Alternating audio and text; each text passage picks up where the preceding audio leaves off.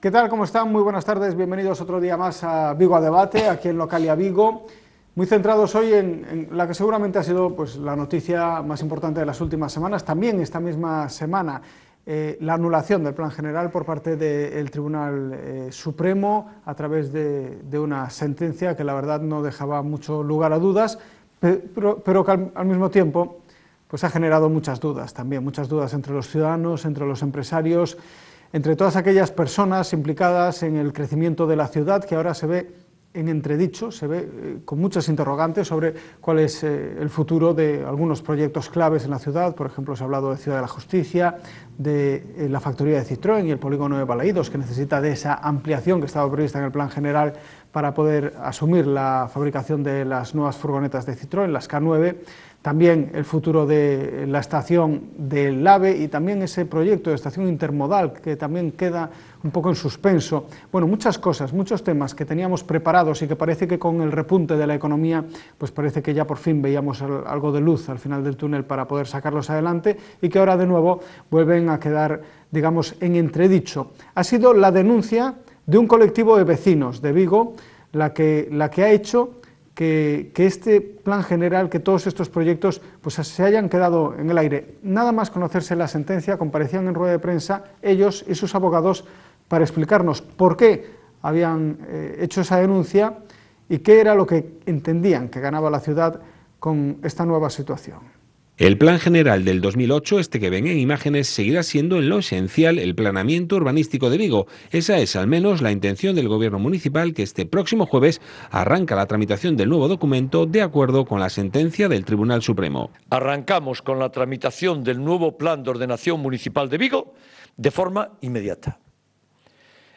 Pasado mañana, jueves a las 8:30, se reunirá el Consejo de la Gerencia de Urbanismo para tomar la primera decisión de arrancar con el Plan de Ordenación Municipal de Vigo. Ese mismo día, el jueves, haremos una Junta de Gobierno para aprobar en Junta de Gobierno, que es quien toma la decisión, la nueva tramitación del nuevo Plan de Ordenación Municipal de Vigo. Y el viernes a las 9 de la mañana celebraremos un pleno para someter a votación el inicio de la tramitación del nuevo Plan de Ordenación Municipal de Vigo. 2 semanas después de la sentencia arrancamos con el nuevo plan. Y ya les digo, el documento que va a integrar el nuevo Plan de Ordenación de Vigo es el documento del plan del año 2008.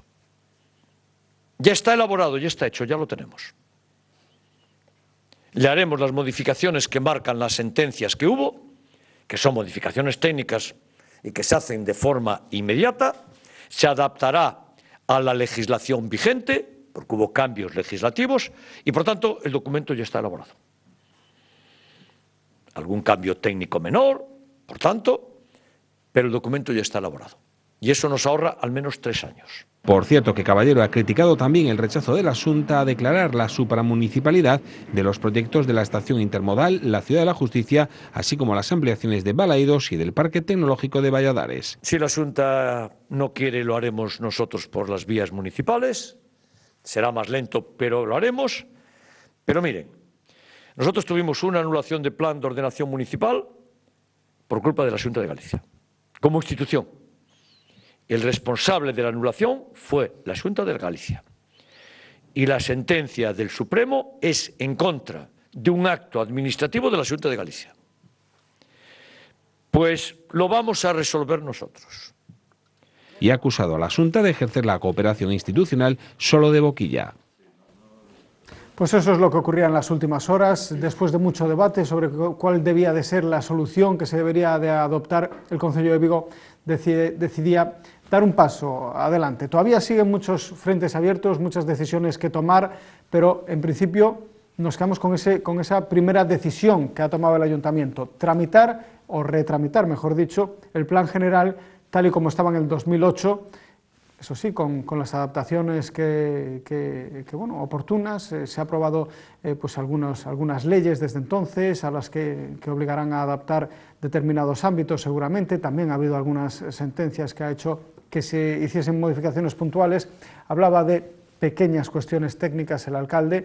Bueno, y les decía, antes de ver la pieza que nos ha preparado Miguel Martín, les decía que el colectivo que denunció el plan general había explicado cuáles eran los motivos que les había llevado a eso y, bueno, pues qué es lo que creían que ganaba la ciudad. Vamos ahora sí a ver sus explicaciones. La normativa dice en su artículo 7 que es necesario en todos los planes hacer la EAE, ¿no? O sea, la Evaluación Ambiental Estratégica, y esa tiene unos documentos. Uno de ellos, por ejemplo, es la memoria ambiental, está en el artículo 7, y te dice, y esa memoria, y luego el informe de sostenibilidad, consultas, que esto es importante, es decir, dentro de la evaluación tienen que hacer consultas, alegaciones, etcétera, etcétera. Y posteriormente, pues cuando se apruebe con esa memoria, ya se justifica, porque es lo que decía mi compañero, es decir, lo que se trata es de justificar la sostenibilidad de todo el plan. Estamos hablando de un modelo de ciudad a 40 años vista o como sea. Entonces, vamos a justificarlo medioambientalmente. Esa es la importancia de este documento y así lo exigen las directivas europeas. Llegamos a esta situación donde efectivamente el Tribunal o Supremo anula o Plan Xeral. Claro, vos vos preguntaréis, bueno, isto vai quedar paralizada a ciudad, non se vai a poder construir, a economía, tal. Nos queremos que haya un Plan Xeral. Nos queremos que haya un Plan Xeral, que haya que o urbanismo esté arreglado e que se redacte un Plan Xeral lo máis pronto posible, con amplia participación ciudadana, democrático, respetuoso co medio ambiente, y demás, ¿no?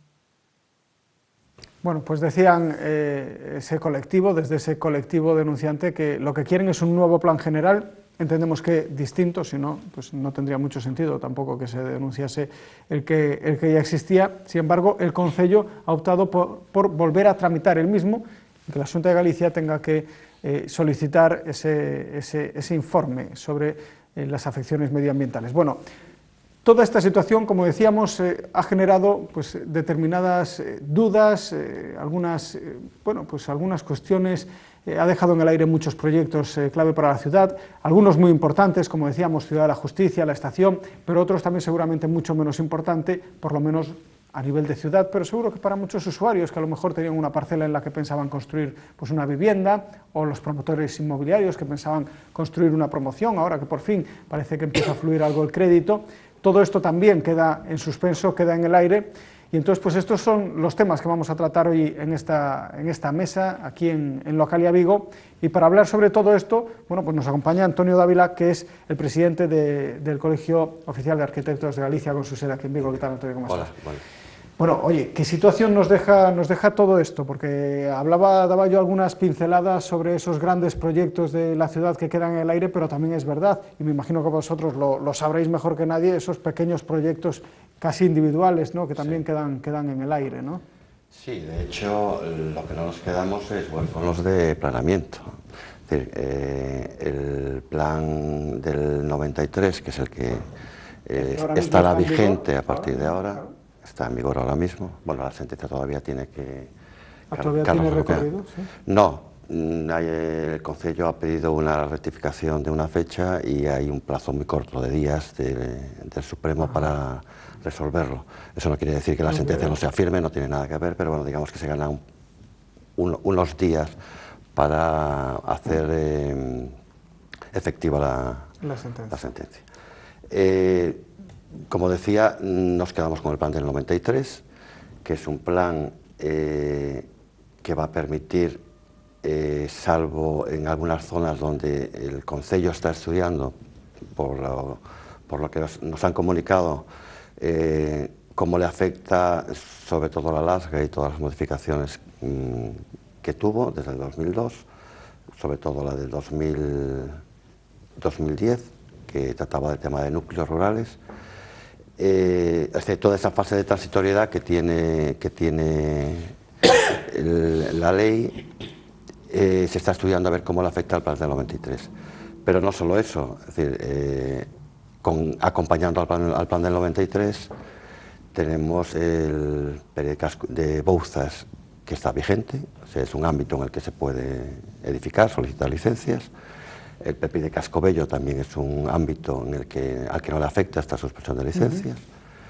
el plan de edificios O sea, la promoción, por ejemplo, del conservar. barrio Docura, que es una de las que también llevamos muchísimos años esperando a que salga adelante, podría salir adelante con el plan del 23. Digamos que ahí yo tendría la duda del ámbito concreto que tiene con respecto al PEC. Ajá. Yo creo que es un tema que podemos hablar, si queréis, luego de ellos, no, Sí. no solo de este tema, sino de pequeñas cosas puntuales, para matizar, pues yo digo, también para que la ciudadanía se quede un poco más tranquila. Pero yo quería hacer una referencia general a cómo queda toda la ciudad. Es decir, que no estamos sin plan urbanístico, tenemos No estamos sin plan todavía urbanístico. aquel denostado plan del 93. El plan del 93, que es un plan con el que se puede construir, que se ha estado construyendo y hemos estado trabajando durante bastantes años en esta ciudad. El plan especial de edificios a conservar, ese ámbito está vigente también. El plan del 2008 contemplaba unas cerca de 70 áreas de planeamiento incorporado, que eran planeamientos del año 93 que se incorporaban en el 2008, que esas están vigentes también. Toda la tramitación que se hace de declaraciones responsables, actividad, etcétera, etcétera, que ahora mismo está ocupando bastante trabajo de tiempo de los empleados municipales para desarrollar, porque hay bastante actividad en ese sentido, no tiene nada que ver tampoco con el plan general. Es decir, no nos quedamos huérfanos de planeamiento, si nos quedamos con una base de planeamiento. Que tiene, el plan del 93 tienen que resolverse algunas cosas, de las que decía antes, el tema del núcleo rural, las definiciones de suelo urbano consolidado y algunas más. Sabemos que en esas ya se está trabajando por parte del Concello, elaborando una relación de en qué situación quedan todos los núcleos del plan, todos los núcleos rurales. No en todos se podrá edificar, porque muchos estarán consolidados ya, conforme a la ley, pero en otros sí. Es decir, digamos que vamos a tener, en el momento que se empiece, yo me imagino después de estas fiestas, a aplicar ya el plan del 93, tenemos una situación urbanística relativamente estable. Bueno, pues un tema y una situación que también afecta a los polígonos industriales, por ejemplo, a muchos negocios que a lo mejor pues querían aprovechar para ampliar, para cambiar su ubicación, para hacer reformas, etcétera, etcétera. Sí que es posible que también les afecte. En cualquier caso, desde luego, a lo que afecta es al futuro económico de la ciudad ahora mismo, sobre todo, no tal vez con esos proyectos de los que hablaba Antonio, pero sí con esos otros grandes proyectos que se ven afectados. Nos acompaña también el presidente de la Confederación de Empresarios de Pontevedra, Jorge, ¿qué tal? ¿Cómo estás? Jorge Cebreiros, ¿qué tal? ¿Cómo estás? Buenas tardes. Muy buenas tardes. Bueno, es así, ¿no? Hay preocupación también entre los empresarios. Habéis tenido una reunión, de hecho, con algunos abogados, con asesores en la Confederación de Empresarios, unas jornadas para tratar de explicar a los empresarios de la ciudad cuál es la situación actual, porque había mucha preocupación después de la sentencia. Bueno, lo que hemos querido hacer desde la Confederación de Empresarios de Pontevedra es reaccionar rápido para informarnos, no tanto para hacer jornadas de difusión, sino para informarnos de cuál es la trascendencia de esta sentencia, ¿no? Efectivamente, bueno, contamos con asociaciones que están adheridas a la Confederación de Empresarios de Pontevedra, hemos contado en aquella jornada. Yo quiero decir que aquella jornada fue el día 26 del 11. Es decir, hemos actuado muy rápido, yo creo que todos los colectivos, colegios de abogados, APROIN, APEC, Confederación de Empresarios de Pontevedra, y una de las primeras cosas que se llegó a la conclusión es que era una sentencia grave, que es un hecho grave, pero no solo para la economía de Vigo. No solo para la economía de Vigo, porque efectivamente es un plan de ordenación que afecta a Vigo, pero que está afectando a empresas que el sector de la construcción y el sector inmobiliario traccionan. Estamos hablando de una empresa que pueda trabajar aluminio y, por tanto, puede tener su actividad en toda Galicia. Estamos hablando de empresas de madera, estamos hablando de comercios, estamos hablando de múltiples inversiones. Y, por tanto, una de las primeras conclusiones a las que hemos llegado es que esto es un problema horizontal. Esto no es un problema que afecte solo a colegios profesionales, agentes inmobiliarios o promotores inmobiliarios. Esto afecta a todos. Pero es que además afecta a los ciudadanos. Lo que tú decías es verdad. Yo he visto en prensa últimamente una pareja que ha comprado una pequeña finca, invirtiendo todos sus ahorros, incluso vendiendo su piso, hipotecándose, porque querían hacer la casa de su vida. ¿En qué situación queda ese matrimonio? ¿En qué situación queda ese ciudadano que es un administrado? Entonces, Esto, primera conclusión, no afecta solo a Vigo, esto es un hecho grave, o al menos lo valoramos como muy grave. Y en ese momento dijimos que pedíamos a todas las administraciones que una justicia de 7 años no es justicia. Es decir, la incertidumbre jurídica, la inseguridad jurídica que se abre cuando una sentencia, que no entro a cuestionar la sentencia, sino el momento en el que sale la sentencia, en un momento en donde nuestros sectores productivos estaban empezando a arrancar, decíamos antes, había esos famosos brotes verdes, esto ciega muchas iniciativas empresariales y muchas iniciativas personales. Por lo tanto, es un tema grave. En aquel momento, pues efectivamente, con la presencia de muchos expertos y de los colegios profesionales también, estábamos alarmados y empezamos a ver cuáles eran las posibles soluciones, ¿no?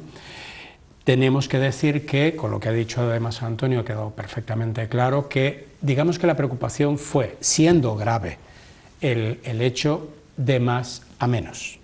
Es decir, quedan una serie de ámbitos puntuales, algunas iniciativas y modificaciones, pero sí es verdad que hemos ido tranquilizándonos viendo que algunas inversiones, por ejemplo, con el Plan Especial de Edificios a Conservar, siguen adelante en esta ciudad. Eso nos ha ido tranquilizando. Tengo que trasladar también la enhorabuena a todas aquellas administraciones que 15 días después, como decía el alcalde en su intervención, son capaces de convocar a la gerencia de urbanismo, son capaces de convocar un pleno y han tomado conciencia de que esto tiene que ser urgente. Tiene que ser una solución inmediata, urgente, a la mayor brevedad posible para dar solución a un tema que, siendo grave en su momento, sigue siendo grave ahora mismo, un poco menos, pero puntualmente. Bueno, sobre todo porque además vemos ya un pequeño horizonte, ¿no? Vemos ya que se empiezan a mover papeles y que nos empiezan a decir, bueno, esto de aquí en un plazo de X, 2 años, 3 años se planteaba, puede estar resuelto. Incluso decía Ana Pastor, la ministra de Fomento, en las últimas horas, recordaba que incluso Madrid se llegó a ver en una situación muy similar y que consiguieron resolverlo en 6-7 meses. O sea, que también eso nos plantea un horizonte interesante, ¿no? Yo creo que además hay que trasladar, y ahora hablo como ciudadano y administrado y como empresario de esta ciudad, hay que trasladar a las administraciones que tienen competencias en esto, bien sea la administración local, la administración autonómica de la Xunta o incluso la estatal, que tienen que pensar en ciudad, que tienen que pensar en conjuntamente poner las soluciones técnicas. Yo no voy a decir cuáles son, entre las cosas, porque no tengo, y además ante los expertos que están, no me atrevería a decirlas. Pero lo que pide el administrado es la mayor celeridad posible. Hay que resolver este tema. Y es un tema de administraciones y de técnicos magníficos que están en esas administraciones. Por tanto, mi mensaje como administrado, como ciudadano y como presidente de la Confederación es, por favor, la mayor celeridad posible. Lo que le pedimos a nuestros políticos y técnicos en esas administraciones es que se sienten y que nos den la solución. Yo no la sé, pero estoy seguro que si se sientan... No es el momento de discutir entre administraciones ni de utilizar esto como una herramienta política. Nos acompaña también el abogado y asesor, por ejemplo, de la Asociación de Promotores Inmobiliarios, Carlos Coladas. ¿Qué tal, Carlos? Hola, buenos días. ¿Qué tal? Bueno, un tema, decía Jorge, muy grave, de muchísima importancia. Un tema que además cercena, al menos en parte, los proyectos que estaban previstos para la ciudad. Ese plan ya que teníamos y que veíamos que empezábamos a sacar adelante. ¿Qué es lo que supone una sentencia como esta? Y cuéntanos también cómo puede afectar a nivel personal a empresas y a todos los afectados. Sí, pues afecta de muchos modos y todos ellos, como se ha indicado ahora, de cierta gravedad. Otra cosa es que haya soluciones más o menos inmediatas y que veamos con optimismo la situación. Pero la situación es de origen dramática y sorprendente. Creo que nadie se esperaba en la ciudad, excepto probablemente los que habían presentado la demanda, una sentencia en el Supremo sobre este contenido. Esa sorpresa hizo que todos quedásemos un poco noqueados y que de urgencia, de un día para otro, dijésemos, bueno, ¿qué pasa ahora y qué soluciones hay? Han pasado 2 semanas, que sigue siendo muy poco tiempo, y ya todos parece que tenemos claro, y cuando digo todos, me refiero tanto a las administraciones como a los sectores de la sociedad civil, asociaciones de propietarios, promotores, arquitectos, aparejadores, etcétera, empresarios. Tenemos ya claro cuál es la solución. Pero me preguntabas más que por la solución, por el problema que se causa. Exactamente, sí.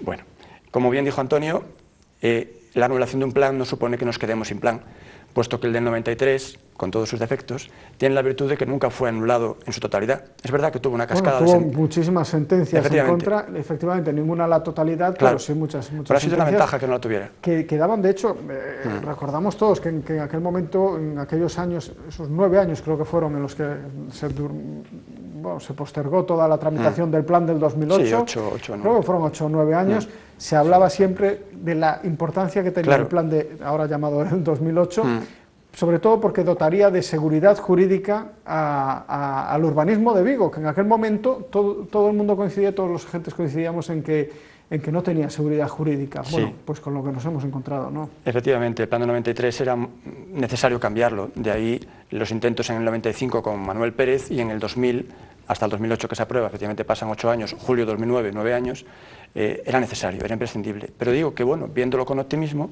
el plan del 93, al no haber sido anulado por ninguna sentencia, pasa a revivir, se llama reviviscencia del plan. Y como decía también Antonio, todo lo que cuelgue de ese árbol, de ese plan general del 93, han cortado el árbol del 2008, todo lo que cuelgue de ahí permanece vigente. Plan especial de edificios a conservar del 91, PEPRI de Bouzas, PEPRI de Cascobello, posiblemente 70 APIs, áreas de planeamiento incorporado, es decir, planeamiento que cuelga de ese árbol, que se trajo a este otro, pero que ahora continúa allí.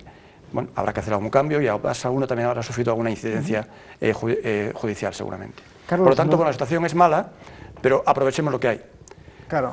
Nos decían, te iba a preguntar, porque nos decían en aquella rueda de prensa que daban este colectivo Alternativa Vecinal, que fueron los que denunciaron, decían que ellos habían denunciado el plan general por un listado importante de irregularidades, que ellos entendían que eran irregularidades o ilegalidades. Sencillamente decían que el Tribunal Supremo había cogido la primera porque entendía que era suficiente para anular todo el plan y por lo tanto ya no observar las siguientes. Sin embargo, aseguraban que había muchos más asuntos. Una de las preguntas que le hicimos en esa rueda de prensa a los periodistas fue si el plan se retramita y se sale adelante con ese expediente medioambiental y ya por fin consigue volver a salir adelante. ¿Corremos riesgo de que se vuelva a denunciar y que se vuelva a tumbar por alguna de esas otras razones? No sé cuáles fueron esas razones, aunque me las puedo imaginar, porque son motivos que también alegaron otros denunciantes. Y la experiencia nos ha dicho que, excepto 2 o 3 o 4 sentencias anulatorias parciales de ámbitos muy concretos y de parcelas muy concretas, que eran suelo urbano no consolidado según el plan y que defendían los propietarios que era un suelo urbano consolidado, y se lo reconocieron así en el Tribunal Superior de Justicia de Galicia, ya digo, excepto esas otras causas que se han ido repitiendo han sido desestimadas por los tribunales, tanto en primera instancia, TSJ, como en el Supremo.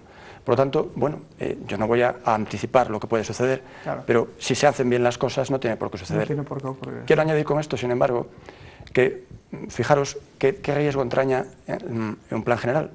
Una herramienta que cuesta tanto sacar adelante, adquirir el consenso en una ciudad, cumplir toda la normativa, que es mucha. ¿Qué riesgo supone que 8 años después o 6 años después una decisión judicial lo anule? Es decir, 4 páginas anulan el trabajo de 8 años y 1000 y pico folios que tiene el plan general. ¿Cómo es posible que la corrupción tenga un plazo de 5 años para prescribir y un plan general, sin embargo, no se consolide en un periodo? Es así, no se consolidan los planes generales, en cualquier momento se pueden tumbar. Comentábamos antes de entrar que era una de las cuestiones que pensábamos que debería corregirse en la legislación, es decir, sí, ¿no? que no se debería tardar un plazo tan largo de tiempo en confirmar que un plan ya es válido totalmente. O sea, que eso no elimina que se pueda recurrir, que se pueda estar en contra e ir a los tribunales, pero que los plazos deberían estar mucho más delimitados.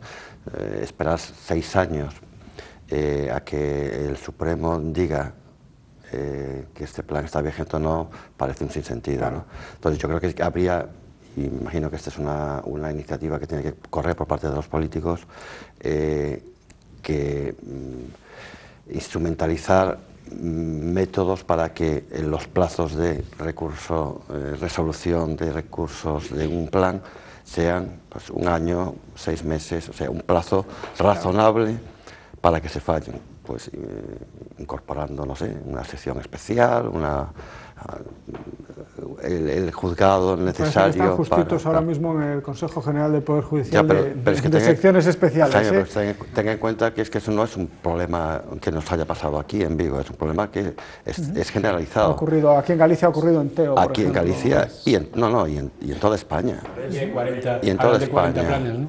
Y ahora se habla de que hay más de 40 planes en Galicia pendientes de que una resolución similar. Es que es un grave problema de lo que yo comentaba y lo estábamos hablando antes, esa inseguridad que tiene el empresario, no solo en el tema de un plan, en general esa inseguridad que puede significar que alguien prime un tipo de energías y de pronto desaparezcan las primas, que alguien tenga una subvención para iniciar una industria y de pronto véase tax list. Es decir, es que son muchos ámbitos que tendríamos que reformar para darle seguridad al empresario en sus inversiones.